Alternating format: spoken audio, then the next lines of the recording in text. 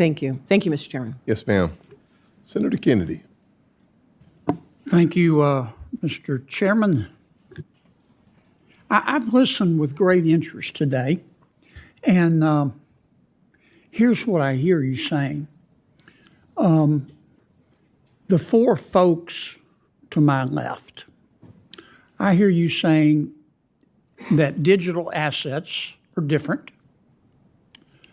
Digital assets hold great promise. Digital assets need special rules. I agree with that. The obvious question is, what should those rules be, and to what extent should we allow you to draft them?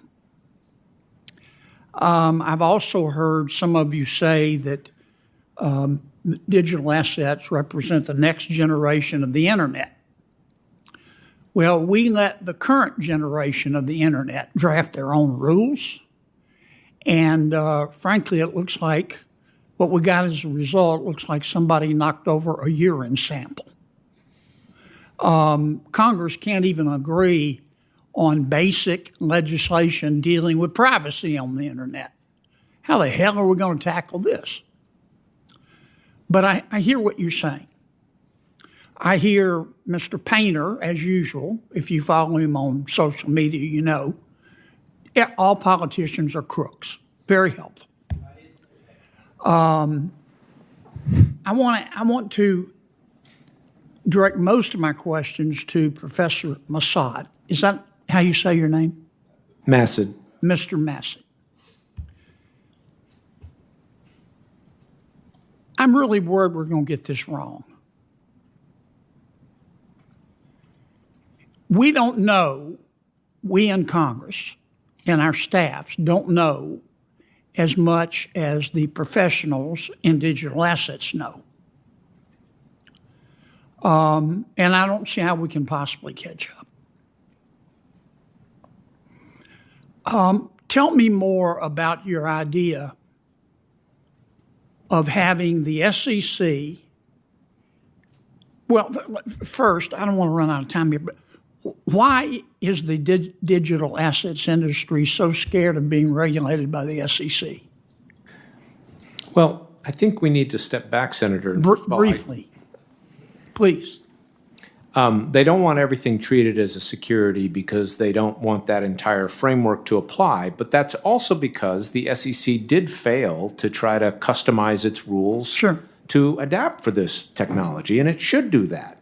And you've got leadership at the agencies now who are working on those things. You're suggesting that we turn to two of our agencies, one of which is the SEC, and say, you have expertise. Before we take a crack at a bill, you come up with a bill with rules, with regulations. Tell us how to do this. Because I hear you saying in some cases digital assets are commodities.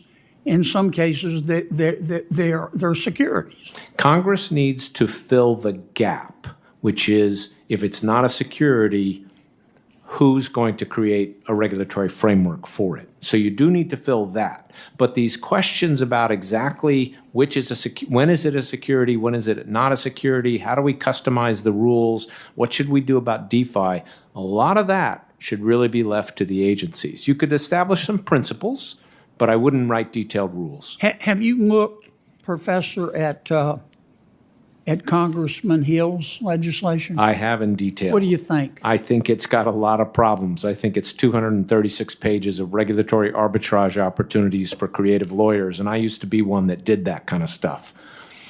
Made a lot of money, did you? I did, but... Yeah. Mr. Painter, do you think Senator Gillibrand is a crook? No, and I do not think all politicians are crooks.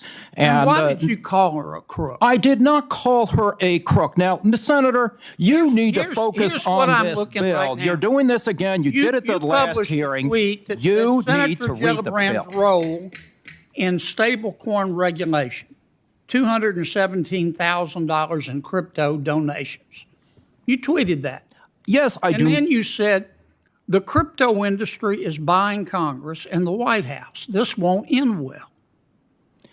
Why do you think the crypto industry is buying Senator Gillibrand? I said, look at the campaign contributions from this industry. Do you think they've bought her? No, I said, look at the campaign contributions. You said they bought her. Do you think they bought her? Senator, you need to focus on this bill instead of trying to distort my Twitter. Last time, one of my you colleagues were quoting what a Marxist in Chicago said about And what evidence do you have that she's a crook? I said there is massive amount of campaign contributions coming into this Congress from the crypto industry. Do you want to apologize to Senator Gillibrand? I do not want you to have to apologize for passing legislation do you want to that apologize destroys to Senator our economy. Gillibrand for calling you are distorting what I said, just like you did in the last hearing.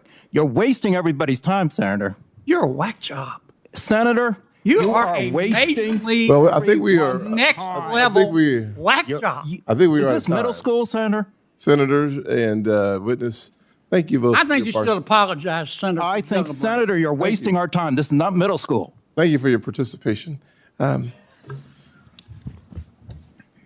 will say that Senator Smith is next. The floor is yours. Thank you. Thank you. Thank you very much, Mr. Chair. So, not so long ago, Welcome back to Crossline Politics. Before we dive in, don't forget to like this video, subscribe to the channel, and turn on notifications so you never miss our updates on Senate and congressional hearings that matter to the American people. What we just witnessed was another heated moment in Congress, this time between Senator John Kennedy and Richard Painter. But let's be honest, what Painter said hit on something real. He pointed out that the crypto industry has been funneling massive amounts of campaign contributions into Washington. That's not conspiracy. It's a concern about influence and transparency. Painter wasn't calling anyone a crook. He was asking a fair question. Who is watching the money? When billions are being spent to shape laws around digital assets, the American people deserve to know whose interests are being protected, ours or the donors. Kennedy's outburst calling him a whack job was uncalled for. Instead of engaging with the substance, the potential corruption risks, and the lack of regulation, it turned into name-calling. That's not leadership. That's distraction. Painter's point stands strong. Congress must not be bought. Regulation on crypto shouldn't be written by those who profit from it. We need transparency, accountability, and policies built on integrity, not campaign checks. If you believe in honest governance and real oversight, make sure you hit that subscribe button. Crossline Politics, where truth meets accountability.